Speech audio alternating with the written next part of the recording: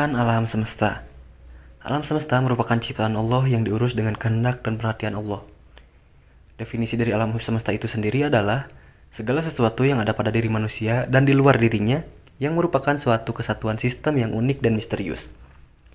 Menurut pandangan Al-Quran, penciptaan alam semesta dapat dilihat pada surat Al-Anbiya ayat ke-30, di mana yang berarti, dan apakah orang-orang yang kafir tidak mengetahui bahwasanya langit dan bumi itu keduanya dahulu adalah suatu yang padu. Kemudian kami pisahkan antara keduanya, dan dari air kami jadikanlah segala sesuatu yang hidup. Maka mengapakah mereka tiada juga beriman? Dari ayat tersebut, dapat kita simpulkan bahwasanya bumi dan planet-planet lainnya tercipta dari suatu kesatuan yang dipisahkan antara langit dan bumi atau planet-planet tersebut. Kemudian Allah memberikan air kepada bumi untuk menghidupi segala sesuatu yang berada di bumi.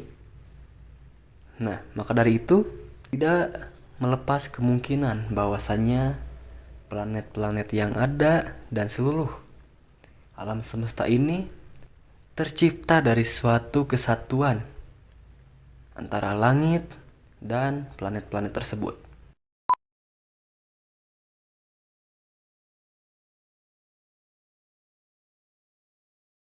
Apakah benda-benda langit yang disebutkan di dalam Al-Quran itu sama dengan apa yang kita lihat di langit pada saat sekarang? Mungkin ini pertanyaan yang membutuhkan dalil yang sangat kuat untuk menafsirkan apa yang disebutkan di dalam Al-Quran lalu mengamatinya dengan ilmu pengetahuan sains yang sudah maju sekarang ini. Sejak zaman dahulu, beberapa planet telah diketahui oleh manusia selain bumi kita, yaitu Merkurius, Venus, Mars, Jupiter, dan Saturnus. Sedangkan 3 planet lainnya yang ditemukan kemudian setelah berkembangnya teknologi yang lebih canggih, yaitu Uranus, Neptunus, dan Pluto. Di dalam Al-Quran banyak kita temui kata kaukab diantaranya Al-An'am ayat 76 dan surat 82 ayat 1-2. Dalam ayat ini kita kesulitan untuk membedakan benda-benda langit manakah yang dimaksudkan. Sebagaimana firman Allah dalam Quran Surat An-Nur ayat 35 yang artinya Allah memberi cahaya kepada langit dan bumi. Perumpamaan cahaya Allah adalah seperti sebuah lubang yang tak tembus yang di dalamnya ada pelita besar. Pelita itu dalam kaca dan kaca itu seakan-akan bintang yang bercahaya seperti mutiara.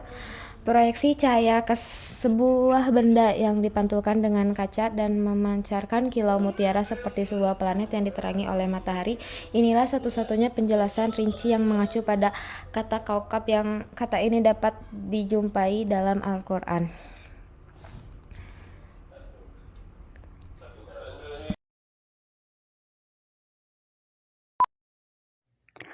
Pusat tata surya. Allah telah menjelaskan dalam Al-Quran bahwasanya posisi matahari sebagai pusat tata surya bergerak sesuai garis edarnya sehingga mampu menjaga keseimbangan alam sebagaimana difirmankannya dalam Quran Surat Al-Anbiya yang berbunyi وَهُوَ خَلَقَ اللَّيْلَ وَالنَّهَارَ وَالشَّمْسَ وَالْقَمَرَ كُلٌّ فِي فَلَكٍ يَسْبَحُونَ yang artinya, dan dialah yang telah menciptakan malam dan siang, matahari dan bulan, masing-masing beredar pada garis edarnya.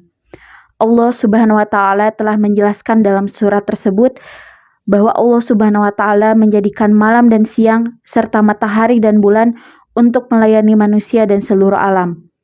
Matahari merupakan benda langit yang memiliki ukuran dan massa terbesar di tata surya. Dengan bentuknya yang begitu besar dan masif, matahari merupakan pusat dari semua benda di tata surya. Sebagai pusat, matahari menjadi benda langit yang menarik planet. Semua anggota tata surya berputar di sekelilingnya. Matahari merupakan jantung tata surya kita, atau the heart of our solar system, yang berisi bola panas dan gas-gas yang bercahaya. Gravitasinya menyatukan tata surya, menjaga segala sesuatu, mulai dari planet terbesar hingga partikel puing terkecil di orbitnya. Arus listrik di matahari mampu menghasilkan medan magnet yang dibawa melalui tata surya oleh angin matahari, aliran gas bermuatan listrik atau a stream of electrically charged gas yang bertiup keluar dari matahari ke segala arah. Kemudian terdapat planet-planet yang berada pada garis edarnya masing-masing. Semua benda langit termasuk planet, satelit yang mengiringi planet, bintang, dan bahkan galaksi memiliki orbit atau garis edar mereka masing-masing. Selama pergerakan ini, tak satu pun dari benda-benda angkasa ini memotong lintasan yang lain ataupun bertabrakan dengan yang lainnya. Bahkan telah teramati bahwa sejumlah galaksi berpapasan satu sama lain tanpa satu pun dari bagian-bagiannya saling bersentuhan. Nah, fenomena-fenomena alam ini menunjukkan betapa besarnya kekuasaan Allah Subhanahu wa Ta'ala. Menurut Al-Quran dalam surat Az-Zariyat ayat 7 yang berbunyi was-sama'i dzatil hubbuk, yang artinya demi langit yang mempunyai jalan-jalan.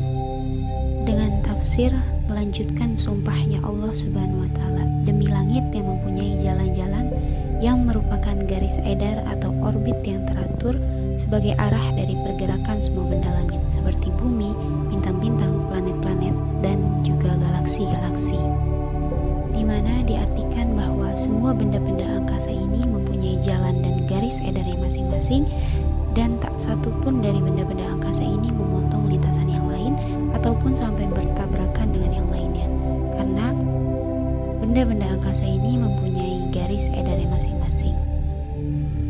Dan telah teramati bahwa sejumlah planet-planet di sini berpapasan satu sama lainnya tanpa satu pun dari bagian-bagiannya itu saling bersentuhan satu sama lain. Dalam firman Allah pada Quran surat Yasin ayat 40 yang berbunyi la syamsu yanbaghi laha an tudrikal qamara wa lal lailu sabiqun nahar wa kullun fi falaki yasbahun, yang artinya tidaklah mungkin bagi matahari mendapatkan bulan dan malam pun tidak dapat mendahului siang, dan masing-masing beredar pada garis edarnya. Yang dimaksudkan di sini adalah baik itu bulan, matahari, bintang-bintang, galaksi-galaksi, dan juga planet-planet yang berada pada ruang angkasa ini memiliki garis edarnya masing-masing dan juga memiliki jalannya masing-masing. Nah, ayat-ayat tersebut mengisyaratkan adanya revolusi benda-benda angkasa dengan pengertian bahwa tidaklah mungkin akan terjadi benturan antara matahari baik dengan bulan maupun dengan planet-planet yang berada pada ruang angkasa. Pasalnya, Allah Subhanahu wa Ta'ala telah menahan langit, bumi, dan semua benda-benda yang ada di antara keduanya agar tidak bergeser dari orbit-orbitnya. Nah, setiap orbit planet di sini berbeda dengan orbit planet yang lain sehingga tidak terjadi tabrakan di antara planet-planet yang berada di dalam tata surya. Tata surya mempunyai banyak susunan. Salah satu susunannya adalah komet Halley. Komet Halley adalah komet yang terlihat dari bumi setiap 75-76 tahun. Komet ini juga terakhir muncul di tata surya pada tahun 86 dan akan kembali muncul pada pertengahan 2061. Kisah tentang komet Halley ini sempat disinggung dalam Al-Quran surat At-Tariq ayat 1-3. Berikut penjelasannya. Bismillahirrahmanirrahim. Was-samaa'i wat-tariq. Di ayat pertama, Allah Subhanahu wa Ta'ala bersumpah dengan langit atau as-samaa serta dengan suatu benda langit yang disebut at-tariq. Dalam bahasa Arab sehari-hari, istilah tariq digunakan untuk menyebut tamu yang jarang muncul dan tiba-tiba datang di malam hari. Dengan demikian, jelaslah bahwa at-tariq dalam ayat ini adalah benda langit yang langka kehadirannya. Tidak setiap malam kita dapat menyaksikannya di langit, sebab dia datang sewaktu-waktu. Benda langit yang seperti itu tiada lain adalah komet. Wa ma adraka mat-tariq. Terjemahan dari ayat kedua ini, dan apakah yang membuatmu tahu tentang at-tariq, sering juga diterjemahkan secara bebas. Tahukah kamu apa at-tariq itu? Allah menggunakan kata tahukah kamu hanya dalam 10 surat untuk mempertegas istilah-istilah yang unik. Biasanya istilah tersebut digunakan untuk menjelaskan hal-hal yang berhubungan dengan hari kiamat atau azab neraka atau sesuatu yang misteri seperti Lailatul Qadar. Satu-satunya benda langit yang dijelaskan dengan kata tahukah kamu hanyalah at-tariq. Hal ini memperkuat penalaran kita bahwa tariq adalah benda langit yang tidak biasa atau jarang datang, yaitu komet yang muncul sekali dalam puluhan atau ratusan tahun. Identifikasi benda langit Thorik dengan komet ditunjang oleh data astronomi. Ketika surat At-Thorik diwahyukan Allah pada tahun 618 Masehi, pada tahun itu muncul komet besar yang termasyhur dalam sejarah, yaitu apa yang sekarang kita namakan komet Halley. Periode kedatangan komet ini pertama kali diteliti oleh ahli astronomi Inggris atau Edmund Halley. Komet Halley datang rata-rata 76 tahun sekali, dan tahun kedatangannya ternyata dicatat oleh berbagai bangsa sepanjang zaman. النجم الثاقب. Terjemahan harfiahnya, benda langit yang melubangi.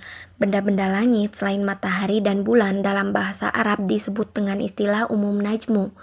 Jamak atau pluralnya nujuum. Berasal dari kata kerja najama yang artinya muncul kecil-kecil secara berserakan.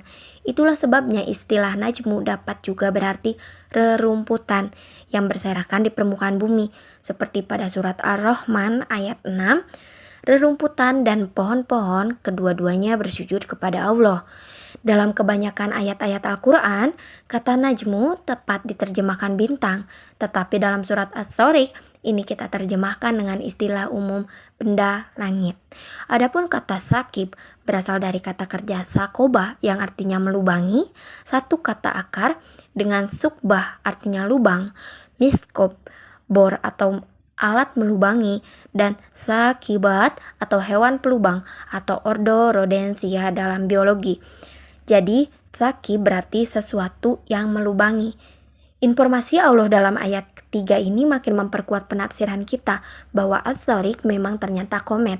Pada proses pembentukan tata surya, komet-komet membombardir atau melubangi permukaan planet-planet bertanah yang dekat dengan matahari, termasuk bumi, menyumbangkan air yang merupakan syarat mutlak adanya kehidupan. Di antara planet-planet penerima air itu, hanya planet bumi yang mampu menjaga air dalam wujud cairan. Venus terlalu panas sehingga air menguap, sedangkan Mars terlalu dingin sehingga air membeku. Tanpa proses pelubangan dari komet-komet, bumi kita tidak mempunyai air. Demikianlah ternyata kita bisa menemukan ayat yang berkaitan dengan komet dalam Al-Quran. Berikut adalah fenomena terjadinya meteor. Seperti yang kita ketahui, meteor adalah lintasan cahaya terang di langit yang terjadi karena perpecahan meteorit masuk ke atmosfer bumi. Meteor habis terbakar sebelum mencapai permukaan bumi. Pecahan meteorit bergerak cepat dari luar angkasa menembus atmosfer bumi. Ketika memasuki atmosfer bumi, meteorit mengalami tekanan yang menghasilkan panas. Panas yang sangat tinggi menghasilkan pijaran yang sangat terang dan berkilauan.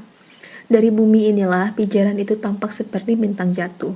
Peristiwa ini tidak hanya dipandang oleh ahli astronomi saja, tetapi agama Islam juga menjelaskan mengapa terjadinya fenomena tersebut, di mana dijelaskan pada Quran Surat Al-Hajr ayat 16-18 dan juga Quran Surat As-Saffat ayat 6-10 yang berbunyi, وَلَقَدْ جَعَلْنَا فِي السَّمَاءِ بُرُوجًا وَزَيَّنَّاهَا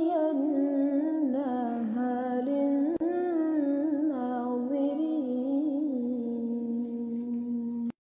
وَحَفِظْنَاهَا مِنْ كُلِّ شَيْطَانٍ رَجِيمٍ إِلَّا مَنِ اسْتَرَقَ السَّمْعَ فَأَتْبَعَهُ شِهَابٌ مُبِينٌ إِنَّا زَيَّنَّا السَّمَاءَ الدُّنْيَا بِزِينَةٍ الْكَوَاكِبِ وَحِفْظًا مِنْ كُلِّ شَيْطَانٍ مَارِدٍ لا يسمعون إلى الملأ الأعلى ويقذفون من كل جانب دحورا ولهم عذاب واصب إلا من خطف الخطفة فأتبعه شهاب ثاقب. Dari beberapa ayat di atas memberikan kesimpulan kepada kita bahwa meteor atau bintang jatuh yang kita saksikan sebagai fenomena langit itu sejatinya adalah benda langit yang digunakan untuk Dari beberapa ayat di atas memberikan kesimpulan kepada kita bahwa meteor atau bintang jatuh yang kita saksikan sebagai fenomena langit itu sejatinya adalah benda langit yang digunakan untuk melempar setan yang mencoba mencuri berita dari langit. Ayat tersebut juga menerangkan bahwa tujuan bintang yang dilemparkan ke arah setan itu sebagai bentuk penjagaan terhadap berita langit. Ini menunjukkan bahwa fenomena bintang jatuh terjadi secara terus-menerus. Karena penjagaan langit terjadi secara terus-menerus, mengingat setan selalu berusaha untuk mencuri berita takdir dari langit. Keterangan ini tidak berbeda dengan realita di lapangan, sebagaimana keterangan dari ahli astronomi, bahwa meteor ini terjadi kapanpun, tanpa batasan waktu yang jelas. Ini semua memberikan kesimpulan, tidak ada pertentangan antara penjelasan ilmiah syariah dengan keterangan menurut ahli astronomi tentang meteor yang sampai ke bumi. Ketika Allah memberitakan bahwa komet yang memancarkan cahaya itu adalah bintang yang Allah gunakan untuk melempar setan, maka sikap yang harus kita kedepankan adalah sami'na wa amanna, yaitu kami dengar dan kami mengimaninya. Meskipun dalam kajian astronomi atau ilmu falak, semacam ini tidak pernah dibahas. Supernova adalah ledakan dari suatu bintang di galaksi yang memancarkan energi lebih banyak dari nova. Peristiwa supernova ini menandai berakhirnya riwayat suatu bintang. Bintang yang mengalami supernova akan tampak sangat cemerlang dan bahkan kecemerlangannya bisa mencapai ratusan juta kali cahaya bintang tersebut semula beberapa minggu atau bulan. Sebelum suatu bintang mengalami supernova, bintang tersebut akan melepaskan energi setara dengan energi matahari yang dilepaskan matahari seumur hidupnya. Ledakan ini meruntuhkan sebagian besar material bintang pada kecepatan 30.000 km per sekon atau 10% kecepatan cahaya dan melepaskan gelombang kejut yang mampu memusnahkan medium antar bintang. Dalil Al-Quran tentang hal ini yaitu pada surah Ar-Rahman ayat 37. Bismillahirrahmanirrahim. Fa'idang syaqqatis sama'u fakanat waradotan kadihan. Yang artinya, maka apabila langit telah terbelah dan menjadi merah mawar seperti kilauan minyak. Ayat ini menerangkan bahwa apabila datang hari kiamat, terbelahlah langit dan warnanya menjadi merah mawar seperti kilapan minyak, maka rusaklah peraturan-peraturan alam dan bertebaranlah bintang-bintang serta segala apa-apa yang ada di langit, pindah dari tempatnya karena dahsyatnya hari itu. Dalam ayat lain, Allah berfirman, "Idzas sama'un fatarat wa idzal kawakibun tasyarat," yang artinya apabila langit terbelah dan apabila bintang-bintang jatuh berserakan. Quran Surat Al-Infitar ayat 1-2. Idzas sama'un syaqqat wa azinat li rabbiha wa huqqat, yang artinya apabila langit terbelah dan patuh kepada Tuhannya dan sudah semestinya patuh. Quran Surat Al-Insyiqaq ayat 1-2.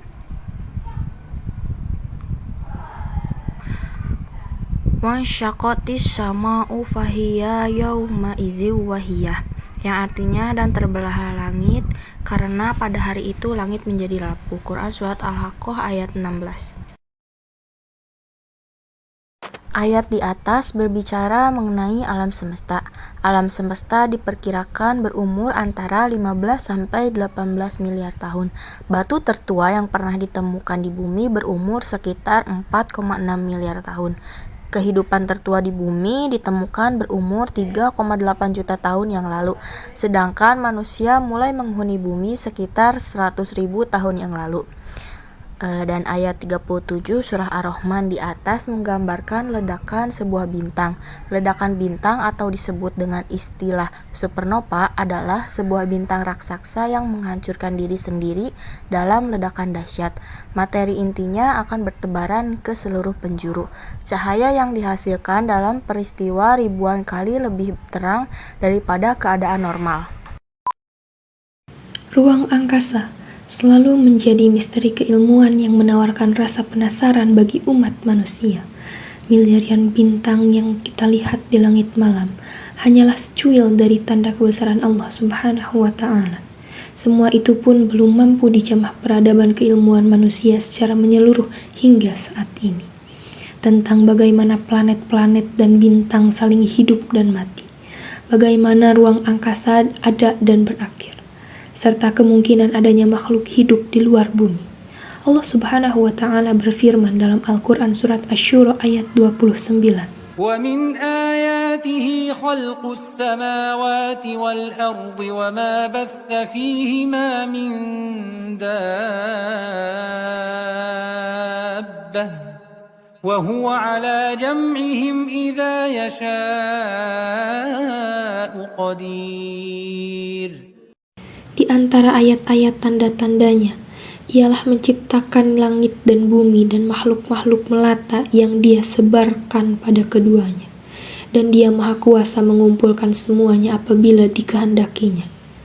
Dalam buku Mirror Earth karya Michael Lemonick, disebutkan bahwa kemungkinan adanya kehidupan di bumi memang ada. Planet tempat dimungkinkannya kehidupan itu tidak mesti berukuran sama dengan bumi. Disebutkan salah satu bulan milik Jupiter bernama Europa dicurigai sebagai salah satu tempat di luar bumi yang memiliki tanda-tanda kehidupan makhluk asing. Hal ini dibuktikan dengan penampakan retak-retak permukaan es yang relatif muda, yang mana hal itu bukti bahwa di balik es tersebut terdapat lautan air cair. Pada jarak 800 juta kilometer dari matahari, air Europa semestinya beku padat. Namun, bulan ini senantiasa berkontraksi akibat tarik ulur pasang dari Jupiter dan beberapa bulan lain yang mengelilinginya. Hal itu menghasilkan panas yang dapat menjaga wujud air di bawahnya agar tetap cair. Secara teori, para ilmuwan berpendapat bahwa di bawah air itu bisa saja terdapat kehidupan. Sejumlah pakar ilmu tafsir pun kerap pendapat bahwa Surat Asy-Syura ayat 29 itu merupakan salah satu ayat yang menyebutkan kemungkinan keberadaan makhluk asing di luar bumi. Wujud ruang angkasa dan alam semesta pun juga menjadi hal yang menarik untuk dicari tahu. Kosmolog asal Inggris, Stephen Hawking, bahkan menghabiskan lebih dari separuh umurnya untuk mencari tahu mengenai asal-muasal alam semesta, lubang hitam, hingga misteri waktu yang diciptakan dari rantai pergerakan benda-benda langit. Menurut Hawking, berdasarkan teori relativitas umum Einstein, teori tersebut menyeratkan bahwa alam semesta harusnya memiliki permulaan dan akhirannya. Penemuan serta pendapat-pendapat ilmiah ini pun dikaitkan dengan Al-Quran yang memiliki relasi yang kuat.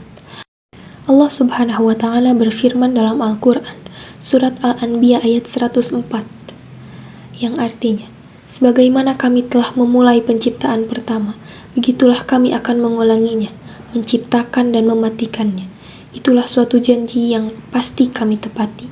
Sesungguhnya kamilah yang akan melaksanakannya.